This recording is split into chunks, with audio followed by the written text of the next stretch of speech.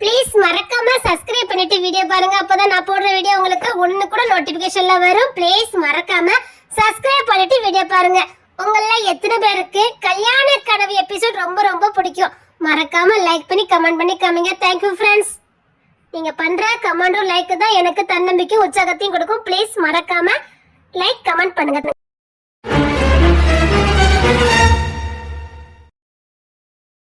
சொல்லு, அந்த போட்டோல இருந்தது யாரு? சொல்லு, எதுக்காக நீ இந்த போட்டோ பார்த்து பயப்படணும்? சொல்லு ரச்சல்.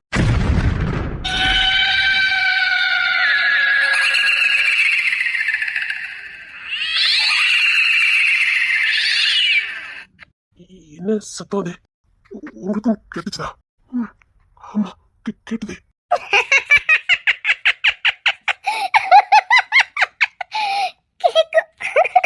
கண்டிப்பா கேக்கும். நீ என்ன சொல்ல வர? ஏன், எதுக்கு கேக்கும்?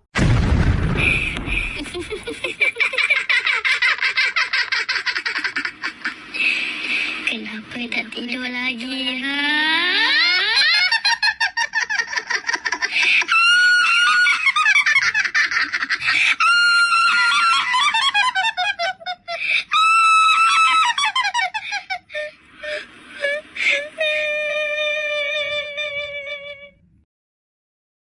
என்ன என்ன நடக்குதுங்க?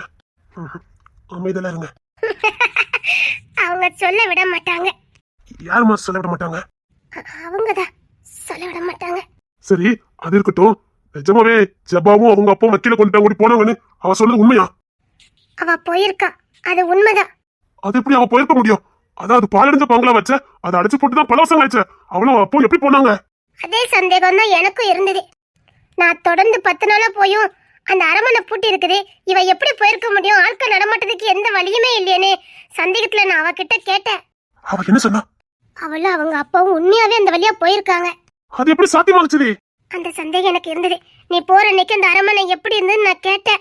ஏன்னா அது பாலடைஞ்சு பல வருஷம் ஆச்சுன்னு எனக்கு மட்டும் தானே உண்மை தெரியும். அதனால நான் அவகிட்ட திரும்ப திரும்ப கேட்டேன், நீ போகும்போது அந்த அரமனை எப்படி இருந்ததுன்னு. என்ன சொன்னா? நம்ம அன்னைக்கு பார்த்தோம்ல அதே மாதிரி தான் இருந்ததுன்னு சொன்னா. என்ன அன்னைக்கு மழை பெய்யல, அதுக்கு பதில் நிறைய பேர் அங்க வேலை பார்த்துக்கிட்டு இருந்தாங்கன்னு சொன்னா. வேலை பார்த்துக்கிட்டு இருந்தாங்களாமா? ஆமா, எனக்கு ஜபா சொல்ல சொல்ல தூக்கி வாரி போட்டுட்டே இருந்தது.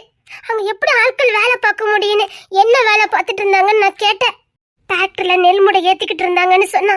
கோழி மேய்ஞ்சது, ஆடு மேய்ஞ்சது, அப்படி இப்படின்னு தத்துரமா சொன்னா. அப்பதான் எனக்கு ஒண்ணு நல்லா புரிஞ்சுது. ஜபா கொஞ்சம் பொறுப்பா இருப்பா, அதனால அவளை முத தேர்ந்தெடுத்திருக்காங்க. ஆனா அவளுக்கு இந்த பேய் பிசாசு இதெல்லாம் பார்த்தா ரொம்ப பயம். அதுக்கப்புறம் தான் இது எதுவுமே பத்தி தெரியாம இது எதுக்குமே பயப்படாத என்ன சூஸ் பண்ணிருக்காங்கன்னு எனக்கு தெரிஞ்சது. சரி, யார் அவங்க? நீ அந்த வீட்ல பார்த்த போட்டோல இருந்தது யாரு? அத சொல்லு.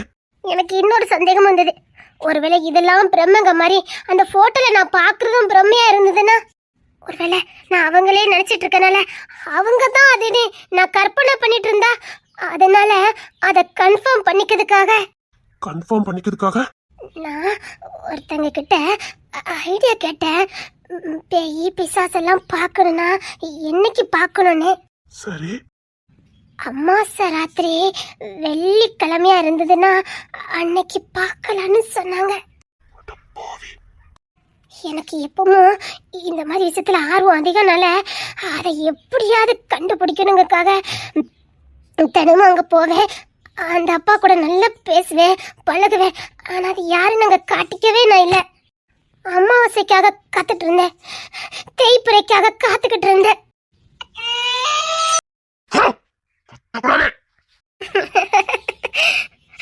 நான் சும்மா இருந்தவங்கள இழுத்து விட்டுட்டேன். நீ என்ன சொல்ற? அதெல்லாம் ஒண்ணு இல்ல, அப்படிலாம் ஒண்ணு கிடையாது. நீ ஏன் அப்படி பயப்படுற? பேய் பிசாசு எல்லாம் ஒண்ணு இல்ல, தைரியமா இரு. என்ன நடந்தது அதை மட்டும் சொல்லு. நீங்க சொல்றது வேணா நான் ஒத்துக்கிடுது. எனக்கு எப்பவுமே அதுல நம்பிக்கை இருந்தது இல்ல. ஆனா சில விஷயங்கள் இருக்குது, அதை நம்பித்தான் ஆகணும். அதனால அமாவாசைக்காகவும் தேய்பிரைக்காகவும் வெள்ளிக்கிழமைக்காகவும் காத்துட்டு இருந்தேன். என்னைக்கு இந்த 3 ஒண்ணு கூடுற நாள் வரும்னு அதுக்காக காத்துக்கிட்டே இருந்தேன். இந்த 3 ஒரு மணி கூடுற நாளுக்காக நான் காத்துக்கிட்டு இருந்தேன்.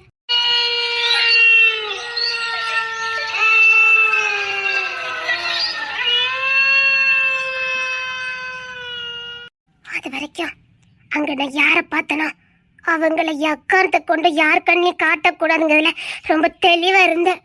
அதே மாதிரி நான் எதிர்பார்த்த நாள் வந்தது. அப்பா, நான் ஆசைப்பட்ட நாள் நெருங்குச்சுன்னு அன்னைக்கு ராத்திரி வரை நான் காத்திருந்தேன். ஆசைப்பட்ட நாளுங்கிறத விட நான் அதை தெரிஞ்சுக்கணும். ஏன்னா நான் பார்த்த காட்சி உண்மையா இல்லது என் பிரம்மையா நான் தப்பா நினைச்சு அதனால ஏதாவது விபரீதம் ஆயிட்டுனா அதனாலதான். ஒருவேளை அது மாயா இருந்துடக்கூடாதான்னு ஒரு நப்பாசையும் கூட. அந்த போட்டோலையும் கல்லறையிலையும் பார்த்த உருவம் அது அவங்கள இருக்க கூடாதுன்னு நான் வேண்டிக்கிட்டேன். அது இருக்கவே கூடாது. அதை நான் தெரிஞ்சுக்கணுங்கக்காக தான் நான் அந்த துணிச்சலான முடிவை எடுத்து அங்க போனேன்.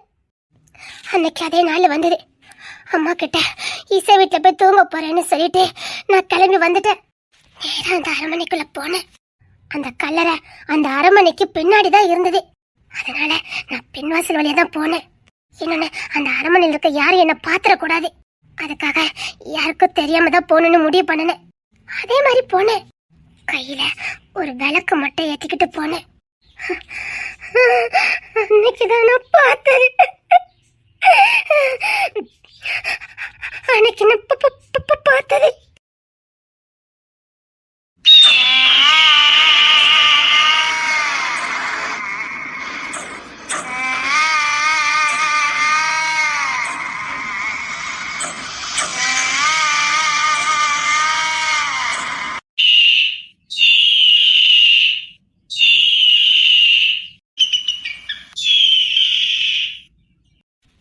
எனக்கு உள்ள போனதுக்கு அப்புறம் தான் பயம் அதிகமா வர ஆரம்பிச்சது. வெளியில போலான்னு முடிவு பண்ணினேன். ஆனா என்னமோ என்னால போக முடியல. இத ஆர்வம்னு சொல்லவா இல்லைன்னா அவங்க ஏதோ என்கிட்ட சொல்ல வராங்க நினைக்கவா, என்னால அந்த நேரம் எந்த முடிவும் எடுக்க முடியாம பயத்துல உறைஞ்சு போய் தான் அங்க நின்றுகிட்டு இருந்தேன். நேரம் ஆக ஆக எனக்குள்ள பயம் அதிகமாகிட்டே இருந்தது.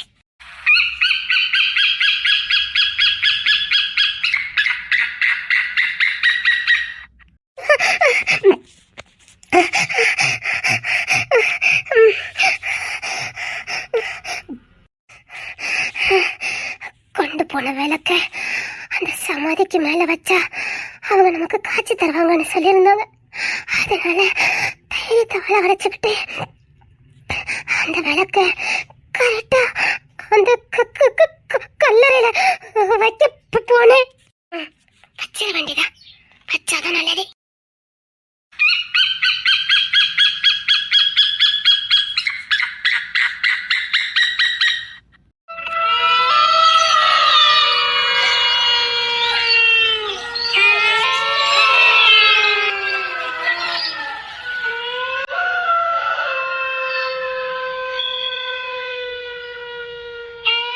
கொண்டு போன விளக்க அந்த கல்லறையில பதிச்சிருந்த உருவத்துக்கு நேரா காட்டினேன்.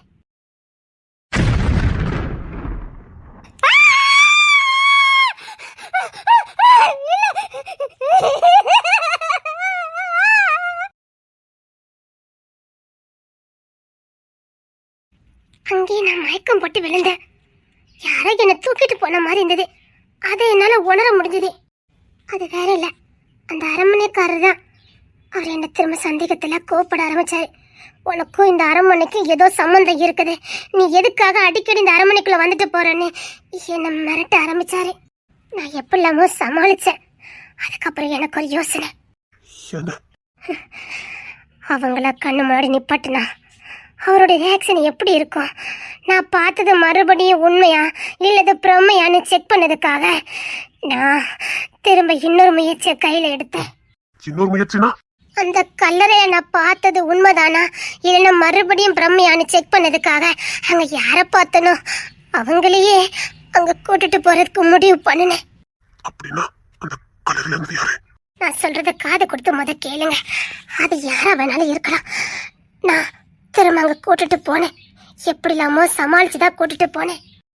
என்னைக்கு கூட்டிட்டு போனேன்னா உங்களுக்கும் இசைக்கும் ரயில்வே ஸ்டேஷன்ல சண்டை வந்ததே, ஆமா, அன்னைக்கு நீங்க அடிச்சதுனால அவளுக்கு மயக்கம் வந்ததா இல்ல அவளுக்கு ஏதாவது ஒரு சிம்டம்ஸ் தெரிஞ்சுதான்னு தெரியல. அவ எனக்கு ஒரு மாதிரி வருது எனக்கு ஒரு மாதிரி வருதுன்னு திரும்ப சொல்ல ஆரம்பிச்சா. என்ன சொல்ற? ஆமாண்ணே, ஒரு நாள் தண்டவளத்துல போய் விளையாண்டுட்டு இருந்தா, அதனால அடிச்சேன். ஆனா அடி அவ மேல படவே இல்ல. அவளை அடிச்சிட கூடாதுங்கிறதுல தெளிவா இருந்து நான் மெதுவா அடிச்சேன். அப்படின்னு அவ கீழே விழுந்தா. என் காலால அவ தர கீழே படாதளவுக்கு நான் புடிச்சுக்கிட்டேன். ஆஹா, அவளுக்கு அடிபட்டதுக்கு வாய்ப்பே இல்லையே. ஆனா அடிப்பட்ட மாதிரியே அவளுக்கு தலையெல்லாம் வலிக்க ஆரம்பிச்சிட்டு, அந்த முத நாள் நான் கூட்டு போனேன்னு அதே மாதிரி பேசினா, கத்தி அழனும் போல இருக்குன்னு சொன்னா, என்னெல்லாமோ சொல்ல ஆரம்பிச்சா.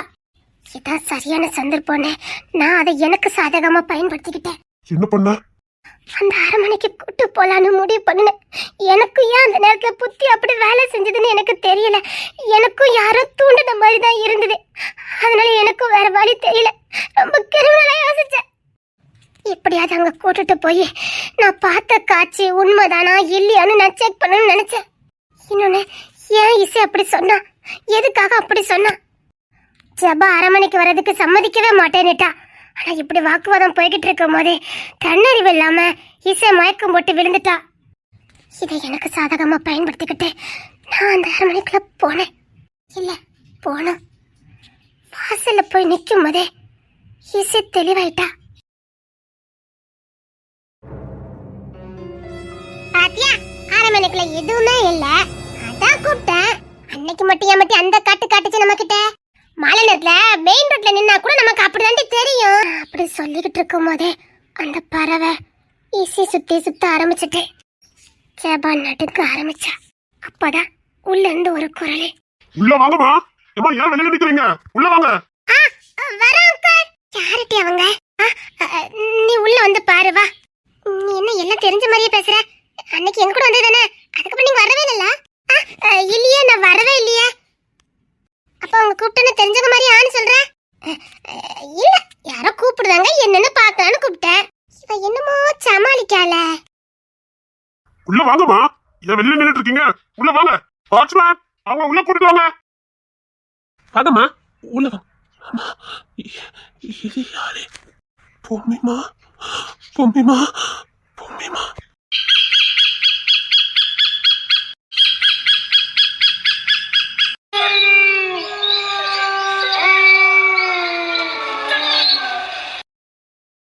என்ன எல்லாரும் நம்மள வியப்பாவே பாக்குறாங்களே, நம்ம மூஞ்சில எதுவும் இருக்கா என்ன?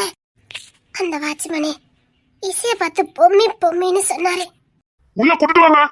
உள்ள வாங்க. பொம்மிமா. பொம்மிமாவா? அவ பேரு இசை. இசை. பொம்மிமா, பொம்மிமா. அவ இசை.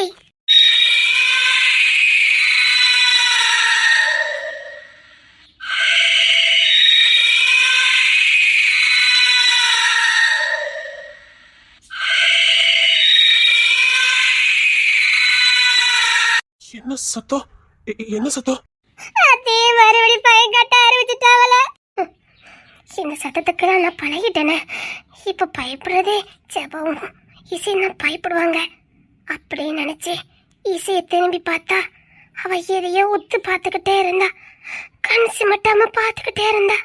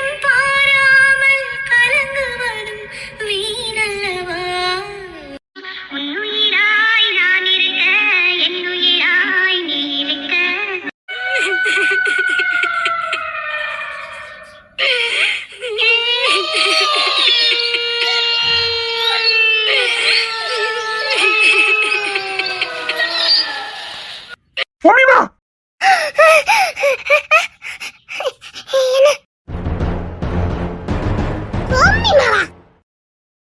இன்னொரு வாட்டி அவளை பார்த்து பொம்மிமான்னு சொன்னீங்க, கோவம் வந்துரும். அவ பேர் இசை. அதானே, அவ பேர் இசை. சரி, உள்ள வாங்க. ஐயா, ஜமீன் ஐயா, ஜமீன் ஐயா.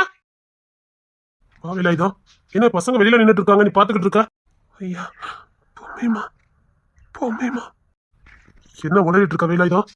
ஐயா இவன் எங்க போனா? எட்டி இசை, எட்டி இசை. வாங்கம்மா, உள்ள வாங்க. இல்ல, எங்க ஃப்ரெண்ட் வந்திருந்தா வெளிய நிக்கறான்னு நினைக்கிறேன். அவளையும் கூப்பிடுமா. ரேச்சல், உள்ள வாமா. ரேச்சலா? இல்லடி, எங்க அப்பாவும் அந்த பரம்பரை தானே, அதனால தெரியும். அன்னைக்கு ஒரு கல்யாண ஃபங்க்ஷன்ல பார்த்தேன், அதான் தப்பிச்சேன். எட்டி இசை, வா. பொம்மை, ஐயா, பொம்மைமா.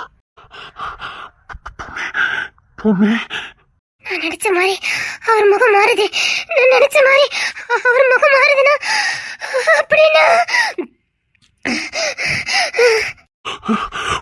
பொம்மை, பொம்மை, பொம்மை. என்னாச்சு ஜமீனையாவுக்கு? அப்படின்னா அப்படின்னா இப்ப அவர் அதை தான் பார்க்க போயிருப்பாரு. அப்படின்னா இசை, நீ என்னமோ திருட்டு வேலை பாக்குற. உனக்கு ஏதாவது பதட்டமா இருக்கா? கூட்டிட்டு வந்துட்டு பதட்டமா இருக்காவா? இல்ல உனக்கு ஒரு மாதிரி படபடப்பா வருதா? இல்ல உனக்கு எங்களை பார்த்தா என்னன்னு தெரியுதுன்னு கேட்க, தெரியாம தான் கேட்க, என்னை பார்த்தா உனக்கு எப்படி தெரியுதுன்னு கேட்க. நான் ரொம்ப சந்தோஷமா இருக்கேன், ரொம்ப சந்தோஷமா இருக்கேன்டி. சிரிக்கணும் போல இருக்கு, சிரிக்கணும் போல இருக்கு.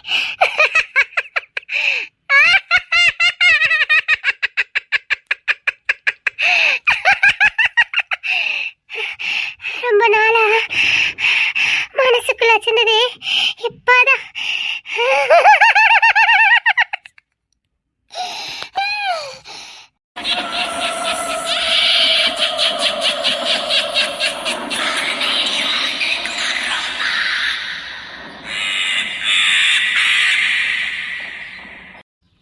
ஏதோ கல்லறை திறக்கிற மாதிரி சவுண்டு கேட்கல.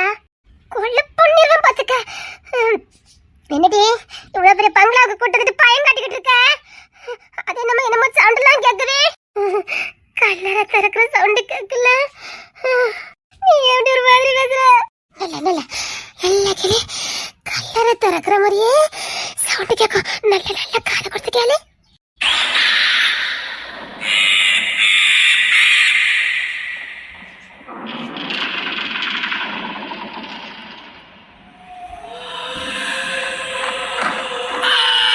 அது ரொம்ப நாள பூட்டி கிடந்த அரமனைல, அதான் இப்ப ராஜா உள்ள போனார்ல, கதவை தள்ளு தள்ளுன்னு தள்ளிக்கிட்டு இருக்காரா என்னமோ.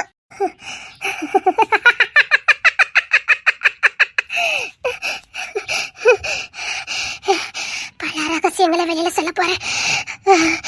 இத்தனை வருஷம் கழிச்சு பல உண்மை வெளியில வரும். இத்தனை வருஷம் பூட்டி வச்சிருந்த ஒட்டுமொத்த ரகசியமா வெளியில வரும். இல்ல தெரியாம தான் கேட்க, ரெண்டு பேரும் நடி காமெடி அடி பண்ணிட்டு இருக்கியா? இல்ல தெரியாம தான் கேட்க, யா விட்டு தக்க போற பண்ணுதியா? செம்மினையா, செம்புலிங்கய்யா, செம்புலிங்கய்யா. செம்புலிங்கம்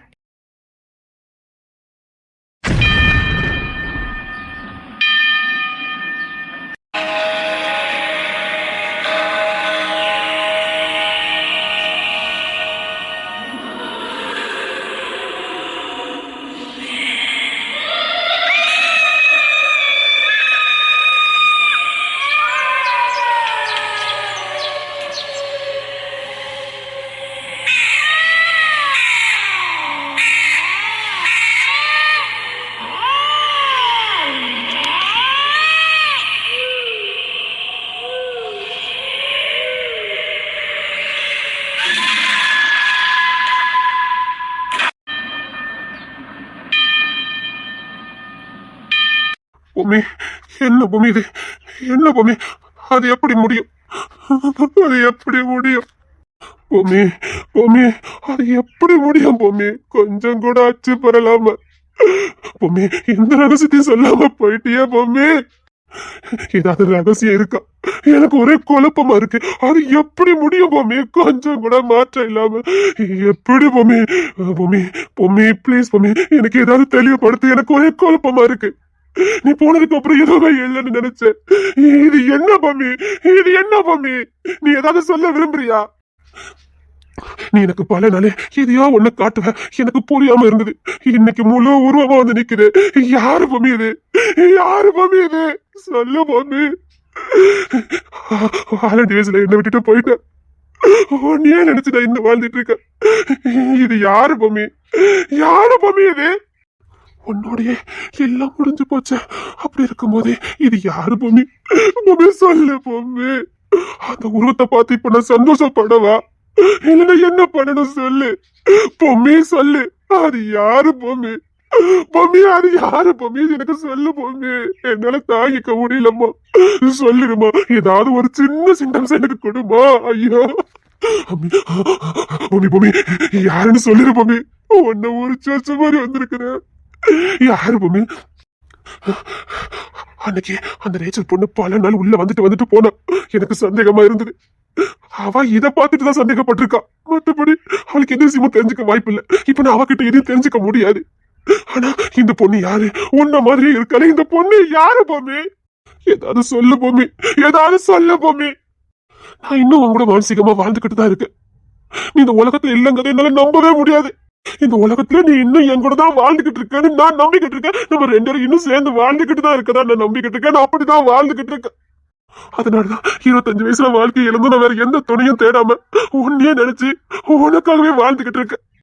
நீயும் நானும் வாழ்ந்துகிட்டு தான் இருக்கோம். அது எனக்கு நல்லா தெரியும். அதனால நான் இது வரைக்கும் சந்தோஷமா வாழ்ந்துகிட்டு இருக்கேன். இது என்ன பொம்மி, நீயும் நானும் சேர்ந்து வாழ்றது உண்மைனா இப்ப அந்த பொண்ணு யாருன்னு எனக்கு நீ காட்டணும். ஒரு சின்ன அடையாளத்தை காட்டு. அந்த பொண்ணு யாரு? அந்த பொண்ணு யாரு? உன்னோட ஒட்டுமொத்த உருவமா வந்து நிக்கிறாளே அந்த பொண்ணு யாரு?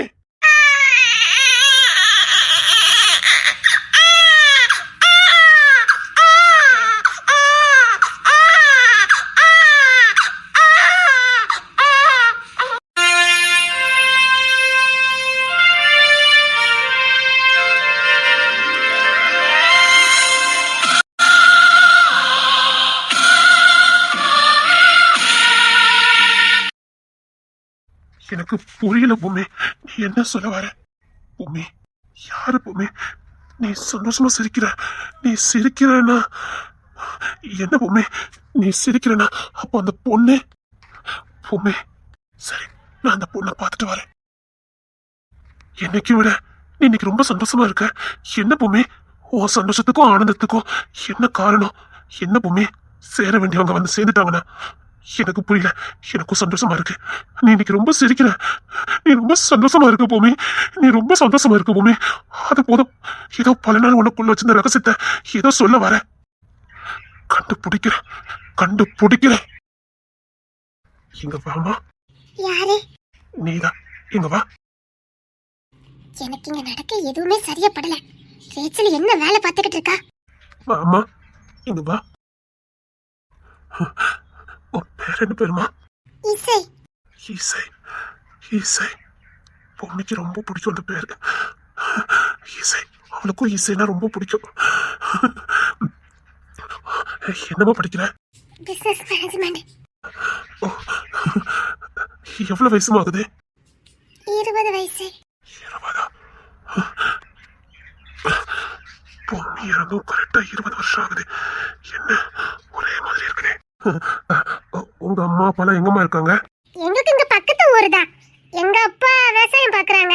எங்க அம்மா வீட்ல தான். எனக்கு ஒரு அக்கா ஒரு தங்கச்சி. ஓ சரி. உங்க அப்பா பேரு? தவசி. அம்மா தங்கம். பெரியக்கா பேரு இயலி. தங்கச்சி பேரு இன்னிசை. காலேஜ் ஃபர்ஸ்ட் இயர் படிச்சுக்கிட்டு இருக்கா. அக்கா 3 வருஷம் முடிச்சிட்டு சும்மா வீட்ல உட்காந்துருக்கா. சரிம்மா. பார்த்துக்கிட்டே இருக்கணும் போல இருக்கு. அதே மொழி, அதே உயரம், அதே அச்சு பரலாம. அது எப்படி இப்படி இருக்க முடியும்? அது எப்படி முடியும்? நீங்க ஃபாரின்ல இருந்தீங்க? ஆமாமா, லண்டன்ல இருந்தேன். இப்ப இங்க வந்திருக்கீங்களோ? ஆமாமா, இப்ப வந்திருக்கேம்மா.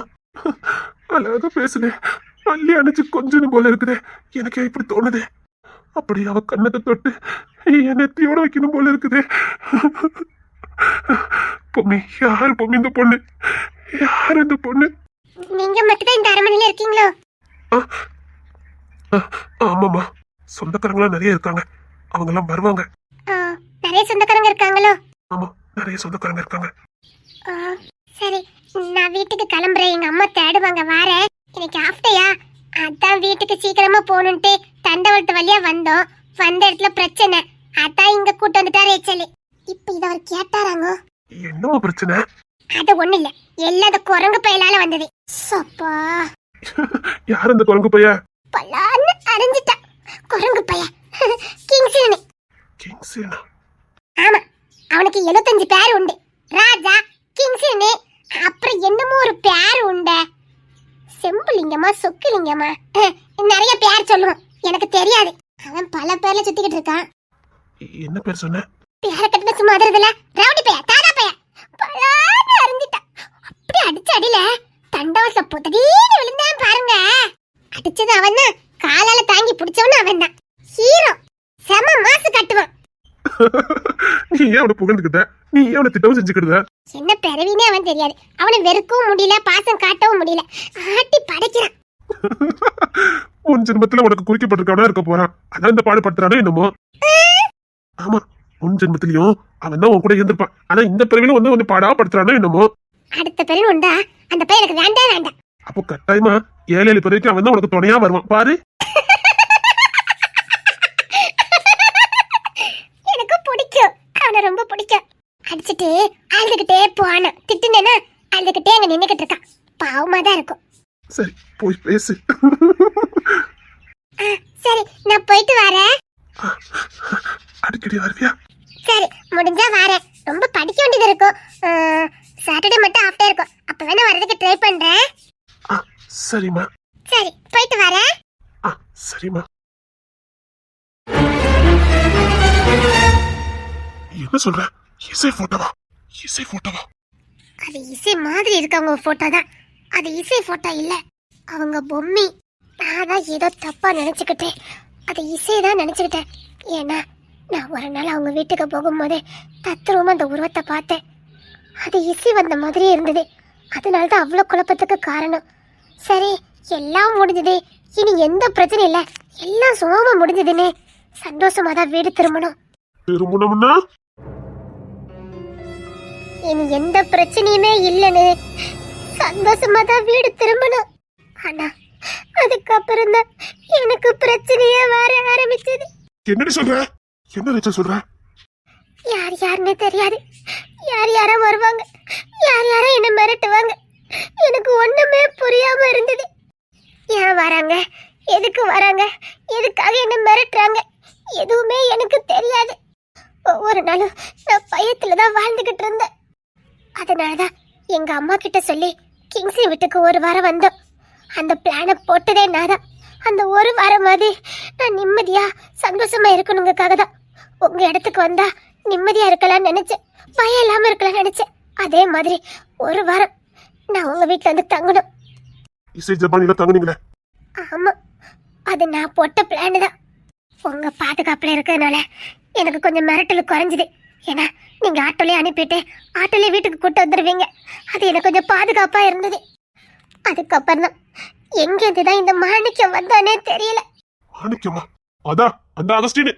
அவன் பேர் அகஸ்டின், அவன் தான் மாணிக்கம். அவன் தான், அவனுக்கு மாணிக்கங்க பேரு உண்டு. அவன் போய் சொல்ல மாட்டானா, அவன் எப்பவும் உண்மையதான் பேசுவான். அவன் மாணிக்கங்க பேரு உண்மையதான் சொல்லியிருக்கான். என்ன சொல்ற? அவன் பேரு மாணிக்கம் தான், அகஸ்டின் என்ற மாணிக்கம். அவன் வந்ததுக்கு அப்புறம் இன்னும் பிரச்சனை விஸ்வரூபம் எடுக்க ஆரம்பிச்சது. அவனுக்கும் உனக்கும் பிரச்சனை அதுக்கு என்ன சம்பந்தம்? இதே மாதிரிதான் நானும் புலம்புனேன். அவனுக்கும் எனக்கும் என்ன சம்பந்தம், ஏன் அவன் வந்ததுக்கு அப்புறம் பிரச்சனை அதிகமாகுதுன்னு. இவங்கெல்லாம் எனக்கு வலை விரிக்காங்களா இல்லைன்னா இசைக்கு வலை விரிக்காங்களா எதுவுமே தெரியாம இருந்தது எனக்கு. ஆனா மாணிக்கு வந்ததுக்கு அப்புறம் இன்னும் பிரச்சனை வேற மாதிரி எல்லாம் போக ஆரம்பிச்சது. அப்படிதான் மாணிக்கு ஒரு நாள் காலேஜ் முடிஞ்சு எங்க கூட வந்துகிட்டு இருந்தான். அப்போ ஒரு கும்பல் பின்னாடி வந்தது. நான் பார்த்துட்டேன், அத மாணிக்கமும் பார்த்துட்டான். எனக்கு அது வரைக்கும் மாணிக்கம் முகம் தெரியாது.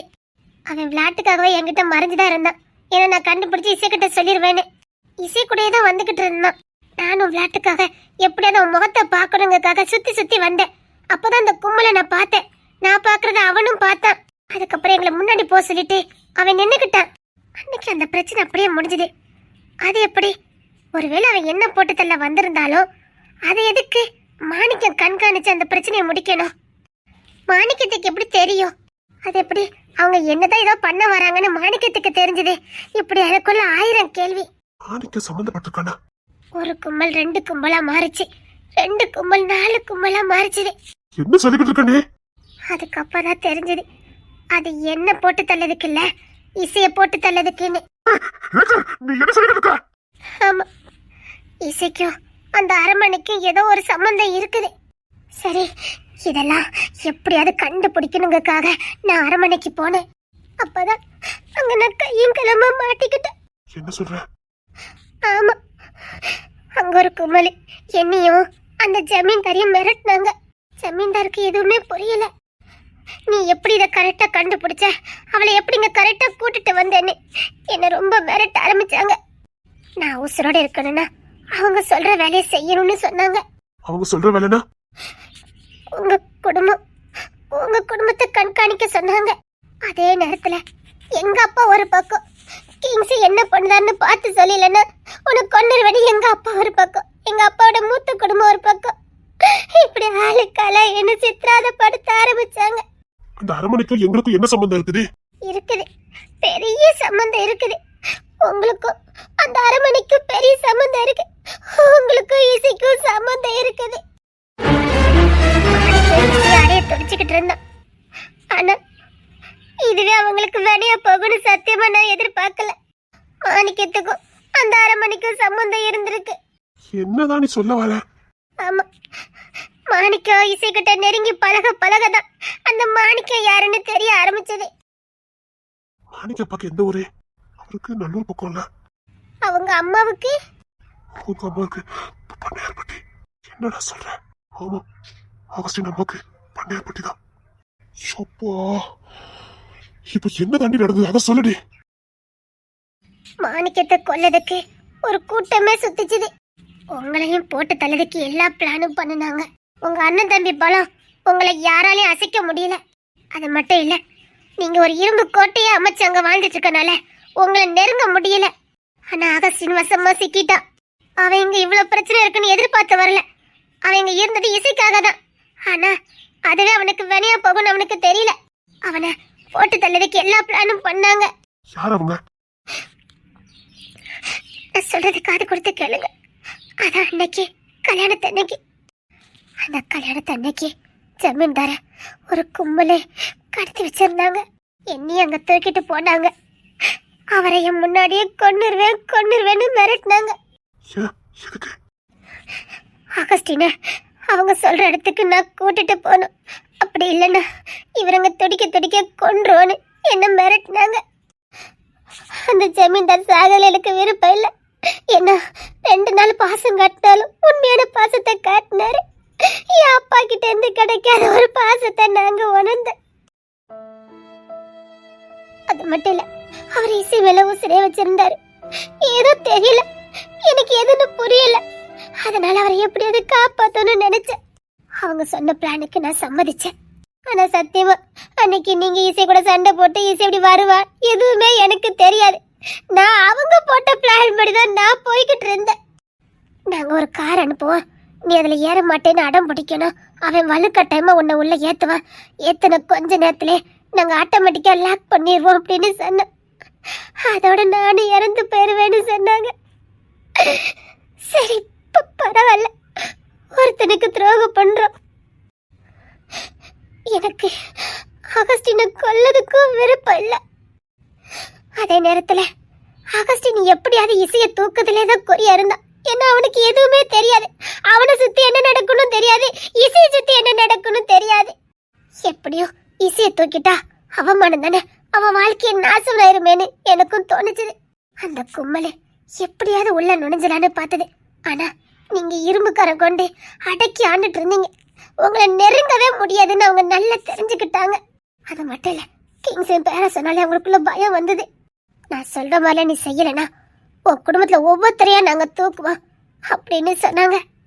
அதுக்கு அகஸ்டினே செத்து போகட்டும், அவன் கூட அவனுக்கு துரோகம் பண்ணதுக்காக நாமளும் செத்து போயிடலான்னு தான் அந்த காருக்குள்ள நானும் ஏறினேன். அவங்க பிளான் படி நான் அந்த காருக்குள்ள போக கூடாது. ஆமா, அவங்க பிளான் படி நான் வெளியில தான் நிக்கணும். ஆகஸ்டின் தான் உள்ள போகணும். எனக்கு தெரியும் அந்த காருக்குள்ள என்ன நடக்கும்னு எனக்கு முதையே தெரியும். மரணத்தை எதிர்பார்த்துதான் காருக்குள்ள போனேன். ஆனா உள்ள போனதுக்கு அப்புறம் அந்த அகஸ்டின் அவன் உசுரை கூட பெருசா நினைக்காம என்ன காப்பாத்துறதுக்கு போராடணும். அவன் உசுரை எனக்கு கொடுத்துக்கிட்டே இருந்தான். அப்பதான் எனக்கு புரிஞ்சுது எல்லா மனுஷனுக்குள்ளயும் கொஞ்சம் கடவுள் வாழ்ந்துகிட்டு இருக்காருன்னு. அதுக்கப்புறம் தான் எனக்கு புரிஞ்சுது, இல்ல அவசரப்பட்டு இப்ப நான் செத்து போனா எந்த உண்மையுமே உங்களுக்கு தெரியாம போயிரும்னு நினைச்சேன்.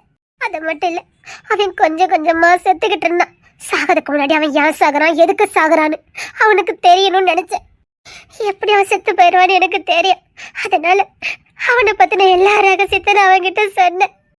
ஆனா அவன் மூளை அவன்கிட்டயே இல்ல. சீரியல் அவன் இழந்துட்டான். நான் என்ன சொல்றேன்னு அவனுக்கு புரியல. ஆனா அலை மட்டும் செஞ்சான். நான் என்னமோ சொல்றேன்னு அவனுக்கு புரிஞ்சிருக்கு. அதனால அந்த கடைசி மூச்சை வரைக்கும் என்னை காப்பாத்ததுக்காக ஒட்டுமொத்த மூச்சு எனக்கு கொடுத்தான். அதுக்குள்ள நீங்களும் வந்து காப்பாத்திட்டீங்க. ஆனா முடிச்சதுக்கு அப்புறம் அவனுக்கு நான் என்ன சொன்னேன், யாது நடந்தது எதுவுமே அவனுக்கு தெரியல. அவன் வந்து என்ன மிரட்டினான். அட பதவத்தி ஒன்ன காப்பாத்துறதுக்கு நான் போராடினேன், என்னையே கொல்ல பார்த்துட்டலான்னு அவன் அப்படிதான் பேசினான். அப்பதான் எனக்கு புரிஞ்சுது நான் சொன்னது அவனுக்கு எதுவுமே அங்க புரியலன்னு. யார் அந்த கும்பல்? எனக்கும் அவனுக்கும் பொதுவான எதிரி யாரு? ஜமீன்தாரை விடுவிச்சாங்களா, விடுவிக்கலையா? அந்த கும்பல் ஏதோ ரகசியத்தை மறைக்க விரும்புறாங்க. அவங்க பயத்துல அந்த ரகசியத்தை மறைக்க நினைக்கிறாங்க. அவங்க பயப்படுறது உங்களுக்குதான். உங்களுக்கு தெரியக்கூடாதுங்கிறதுக்காக தான் இவ்வளவு நடந்துகிட்டு இருக்கு. அது என்ன ரகசியம் எங்களுக்கு தெரியல. ஜமீன்தாரோ எத்தனையோ வாட்டி உங்களை பார்க்கறதுக்கு விரும்பினாரு. யார் இந்த கிங்ஸ்னு, எதுக்காக இந்த கும்பலே கிங்ஸ்ல பார்த்து பயப்படுது? இந்த கிங்ஸுக்கும் இந்த குடும்பத்துக்கும் ஜமீன்தாருக்கும் என்ன சம்பந்தம்? கிங்ஸ்னு பேரை கேட்டா ஏன் எல்லாரும் பயப்படுறாங்க? இது எதுவுமே எங்களுக்கு வேற தெரியாது. ஆனா அவங்க எல்லாரும் உங்களுக்கு பயப்படுறாங்க. கும்பலுங்க அவங்கெல்லாம் குடும்பம், ஒரே குடும்பம். குடும்பமா? அதுக்கப்புறம் அகஸ்டின் அதை தேட ஆரம்பிச்சான். கொன்னது நீங்க இல்லைன்னு அவனுக்கு நல்லாவே தெரியும். கீழ்த்தரமா உசுர எடுக்கிறவன் கிங்ஸும் கிடையாது. அதனால அந்த வேலையை பார்த்தது கிங்ஸ்னா இருக்காது, வேற யாரோ இருக்காங்கன்னு அவன் தினம் தேடிக்கிட்டு தான் இருக்கான். சரி, இப்போ இந்த ஜமீன்தார் எங்க? அந்த குடும்ப கண்ட்ரோல்ல தான் இருக்காரு. இசை எப்படி கொண்டுருவாங்க. அவ உங்ககிட்ட இருக்கிற வரைக்கும் தான் அவளுக்கு பாதுகாப்பு. சத்தியமா இந்த உசுரோட விட மாட்டாங்க. இந்த இசையை கண்டுபிடிச்சு ஜமீன்தார்கிட்ட காட்டினவளே நான் தானே. இப்படி ஒருத்தி இருக்கான்னு ஜமீன்தாருக்கு வெளிப்படுத்தினவளே நான் தானே. அந்த கோவத்தையும் அந்த வன்மத்தையும் என்கிட்ட தீர்த்துட்டு இருக்காங்க. இசைக்கு எப்படி வேணாலும் ஆபத்து வரும், எந்த ரூபத்திலயும் வரும். நீங்க எதிரிகள் அட்டாக் பண்றாங்கன்னு சொன்னீங்க. அது எதிரிகள் அல்ல, ஒரே ஒரு குடும்பம். அதான் இவ்வளவு குழப்பத்துக்கு காரணமா? நானும் எங்க இதுடா பகை வந்துகிட்டே இருக்கு, எதுக்காக இவ்வளவு பண்றாங்க? நான் காதலிக்கிறதுனால இவ்வளவு பிரச்சனை வந்தது. நான் அப்படி பயந்துகிட்டு இருந்தேன். ஏமா இதனால என்கிட்ட சொல்ல மாட்டியா? சொல்லுதா, நாங்க அதுக்கான ஏற்பாடு பண்ணி அந்த ஜமீன்தாரை காப்பாத்திருக்க மாட்டோம். எனக்கு அந்த அளவுக்கு கூட மூளை வேலை செய்யாம போகும். கிங்ஸுக்கு ஜமீன்தாரை பத்தி தெரியுது. அன்னைக்கு ஜமீன்தார் உசுரோட இருக்க மாட்டார் அப்படி சொல்லிதான் என்ன மிரட்டினாங்க. நான் எப்படி சொல்ல முடியும்? இதுக்கெல்லாம் விட கிடைக்கிறேன்னா அது உங்க அப்பா கிட்ட மட்டும்தான் கிடைக்கும். இசை உங்க கண்ட்ரோல்ல இருக்கிற வரைக்கும் அவங்களுக்கு எதுவும் ஆகாது. அது மட்டும் இல்ல, அந்த கும்பலை நீங்க ஒழிச்சிட்டீங்கன்னா இசைக்கு எந்த பிரச்சனையும் இல்லை. அவளா இருக்கலாம். இப்ப ஆகஸ்டின் என்ன என் மேல கோத்துல இருக்கா. என்ன கொல்ல அனுப்புனது யாருன்னு கேட்டு அவன் ஒரு பக்கம் என்ன மிரட்டுறான். நான் அவங்கிட்ட போய் எந்த உண்மையை சொல்ல முடியும்? இது நடந்த உண்மையில அவங்கிட்ட சொல்ல முடியுமா? யாருன்னு சொல்லனா இசை இருந்த இடத்துல நீ இருப்பேன்னு என்ன மிரட்டி இருக்கா. இசைக்கு பதில் நான் அந்த இடத்துல இருப்பேன்னு என்ன மிரட்டிட்டு போயிருக்கா. ஆகஸ்டினுக்கு பயங்கிறது ஒரு துளி இல்லை. எல்லாரும் உங்க பேரை கேட்டு பயந்தாலும் ஆகஸ்டினுக்கு உங்க பேரை கேட்டாலும் பயம் இல்லை. இப்ப அதுதான் எனக்கு பயம். என்னை எப்படி விட மாட்டான். ஆனா ஒண்ணு, அவன் கண்டுபிடிக்கிற வரைக்கும் என்னை எதுவும் பண்ண மாட்டான். அவனுக்கு தெரியணும் அன்னைக்கு அனுப்புனது யாருன்னு அவனுக்கு தெரியணும். அந்த கும்பலை காட்ட முடியுமா? அவங்கள காட்டவே முடியாது. யார் வரா, எப்படி வரா எதுவுமே தெரியாது. ஒரு நேரம் ஒரு பொம்பளை வரா, இன்னொரு நேரம் ஒரு ஆம்பளை வராரு, இன்னொரு நேரம் ஒரு இளம் வயசுக்காரன் வரா. இப்படி யாரோ வந்துதான் மிரட்டுறாங்க. நீங்க இசை எங்கேருந்து கூட்டிட்டு போனதுக்கு அப்புறம் தான் எனக்கு நிம்மதியா இருந்தது. சரி, நீங்க உங்க அப்பா கிட்ட கேளுங்க. அப்பதான் எல்லா ரகசியமும் தெரியும். அவருக்கு சத்தியமா தெரியும். நான் அவங்ககிட்ட கேட்டேன். என்ன சொல்ற? அங்கிள் என்கிட்ட மூடி மறைக்கிறார். என் உசுருக்கு உத்தரவாதம் இல்ல. ப்ளீஸ் அங்கிள் சொல்லுங்கன்னு கேட்டேன். என்கிட்ட மூடி மறைச்சிட்டாரு. அட உங்ககிட்ட சொல்லிதானே ஆகணும். உங்க அப்பா கிட்ட கேளுங்க. சத்தியமா சொல்றேன், உங்க அப்பாக்கு ஏதோ ஒரு பெரிய ரகசியம் தெரியும். உங்க குடும்பத்திலே மிஞ்சி இருக்கிறது உங்க அப்பா மட்டும்தான். அதனால்தான் இந்த ரகசியம் உங்க அப்பாவோட இருக்குது. உங்க அப்பாக்கு எல்லா விஷயமும் தெரியும். உங்க குடும்ப ரகசியத்தை